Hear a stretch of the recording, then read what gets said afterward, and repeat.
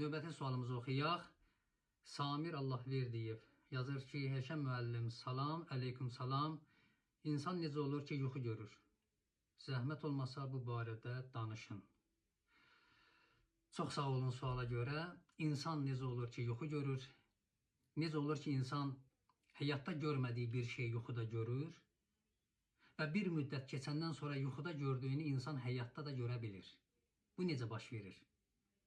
Bu sual zaman zaman insanları düşündürüb və məhz bu səbəbə görə də ruh elmi adlanan bir elm meydana gəlir. Necə fizika elmi, astronomi elmi, riyaziyyat elmi və ruh elmi.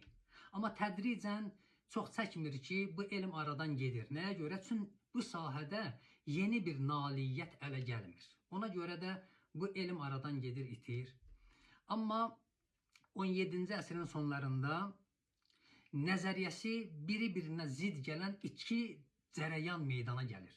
Qədəri cərəyanı və cəbəri cərəyanı.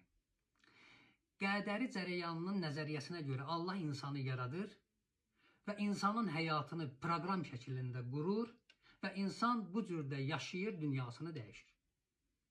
Amma cəbəri cərəyanının nəzəriyyəsinə görə Allah insanı yaradır, insana ömrü təyin eləyir. Amma ömrü yaşamaq ixtiyarını insanın özünə verir. Yəni, insan öz iradəsində azaddır.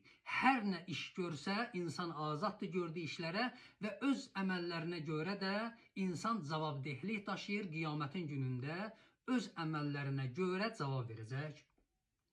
Bəs necə olur ki, insan yuxu görür? Cəbəri cərəyanının nəzəriyyəsinə görə insanın vücudunda, bədənində bir yox, iki dənə ruh mövcuddur. Nəfs-i naqitə, heyvanı ruh, ruhi qüdsi, insanı ruh. Ruhi qüdsi, insanı ruh, məlaküt aləmindən gəlmiş lətif bir şeydir. İnsanın kəsif bədənində qərar tuta bilmir. İnsan yatarkən o insanın bədənini tərk edir, çıxır insanın bədənindən. Məlaküt aləminə qalxır. Öz rəfiqləri ilə görüşür. İnsanın gördüyü yuxu həmin ruhi qüdsinin isrası, onun səyahəti, onun gördükləri və onun eşitdikləridir. Bəs niyə görə insan ölmür?